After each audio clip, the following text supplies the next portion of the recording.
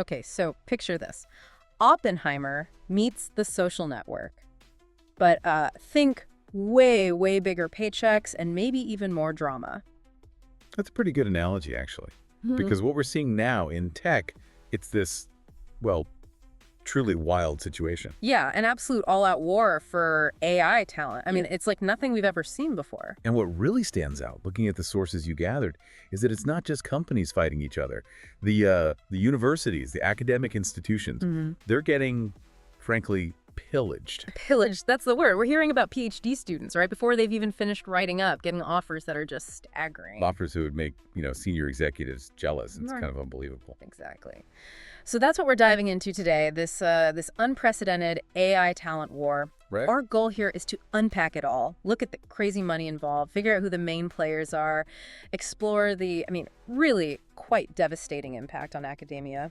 Devastating is probably the right word, unfortunately. Well, and then kind of zoom out, think about what this means for AI's future, for public trust, all that bigger picture stuff. It's definitely a critical thing to examine, how the whole foundation of AI research is just being reshaped, like right now. And when we say war, the numbers really drive it home. The figures here are just, wow, staggering. Yeah. Sources are pointing to things like there was this 27-year-old grad student reportedly got an $800,000 a year offer from Google. 800,000. Yeah. Well, still in grad school. Yep. And was seriously thinking about just dropping out, which, you can kind of see why, right? Can absolutely see it. That's just one example, but it paints a picture. Totally. And the Wall Street Journal dug into this too.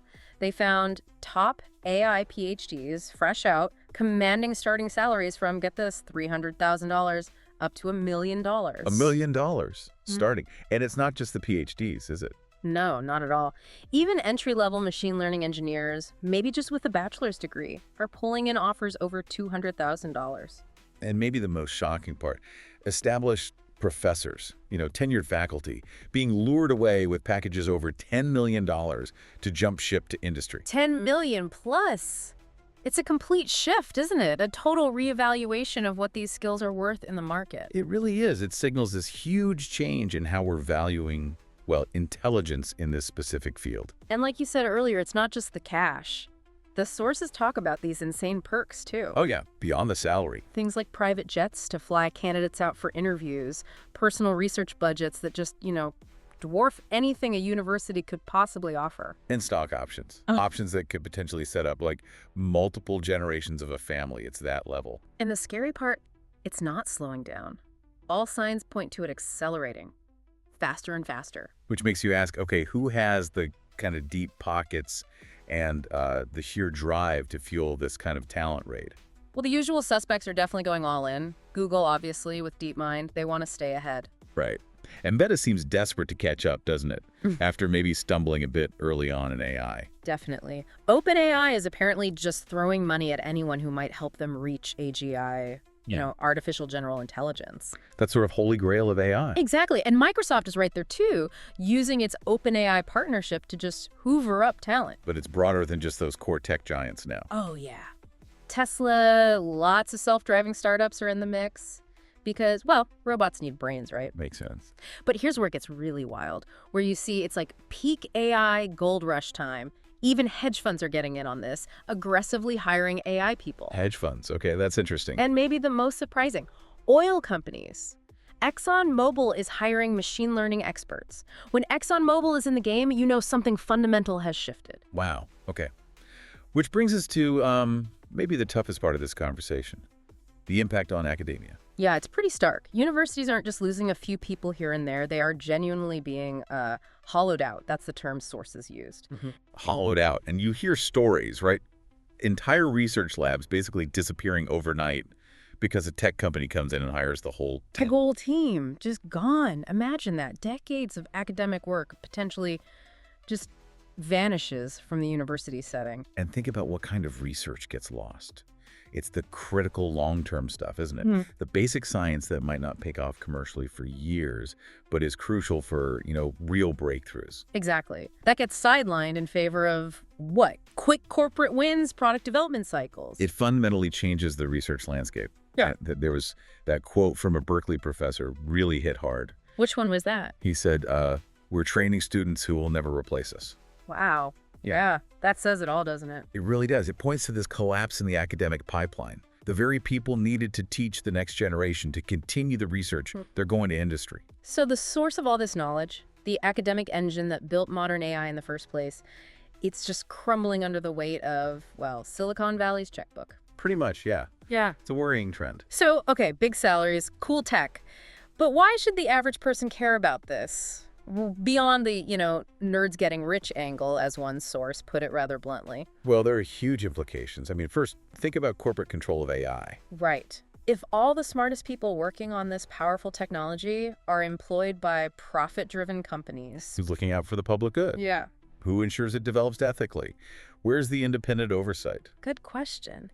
And it also feeds into this short-term thinking issue, doesn't it? Absolutely. Companies naturally focus on products, on things they can sell next quarter, next year, not necessarily on the fundamental curiosity-driven research. So does that mean we risk missing out on the next big breakthrough, the really deep innovation? It's a definite risk, and that ties into public trust, too.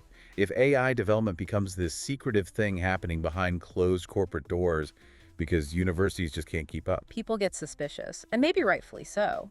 One source called that prospect terrifying. I can see why. Transparency is pretty key when you're talking about technology this transformative. It really is. And, beneath all the big picture societal stuff, there's also a hidden human cost here, right? Definitely. These aren't necessarily easy jobs, despite the paychecks. No. The sources mention things like routine 80-hour work weeks, just crushing pressure and expectations. And the ethics dilemma. That comes up, too. Yeah. Like what? Well, researchers finding themselves asked to work on projects that maybe clash with their own values. Things like military applications or algorithms designed to be addictive or other, let's say, ethically gray areas. That's got to be tough, especially when you're young. And then you've got the golden handcuffs phenomena. Ah, right. Making so much money you can't leave. Exactly. I mean, if you're 25 years old and making, say, $500,000 a year, walking away from that, even if you're unhappy or ethically uncomfortable, that's incredibly hard to do. The money becomes its own kind of trap. Paradoxical, really. Yes, it really is. So where does all this lead? That seems to be the million-dollar question, or maybe the multi-million-dollar question now. Yeah. The honest answer seems to be nobody really knows. We're kind of in uncharted territory here. Will universities just end up being like glorified training academies for big tech, just feeder schools? That's one possibility. Yeah. Or does government step in at some point? Do we see intervention to try and protect academic research? Maybe ensure a bit more balance? Or does the free market just keep going? Do these salaries just keep climbing into the stratosphere? And what happens then? It's a fascinating question, and the sources really hit on something deep here. This AI revolution, it's not just changing technology, it's fundamentally reshaping how we as a society value intelligence itself. That is a profound thought, a really lasting shift. Yeah. Okay, so we've covered a lot, the sheer financial gravity of these AI talent wars, the sort of draining effect it's having on universities, and these big, thorny questions about ethics, control, public trust. It's this constant tension, isn't it, between that pure academic pursuit of knowledge and the undeniable pull of industry money and resources. And it forces us to really think about what we value in knowledge creation, and like you said, who ultimately benefits from it all. Exactly, who benefits? Which leaves us, and leaves you listening, with this final provocative thought pulled straight from the source material we looked at. Would you turn down $1 million salary to stay in school? It's a tough hypothetical. It really is. Something to chew on as you think about your own take on all the ethical, societal questions raised by these AI talent wars.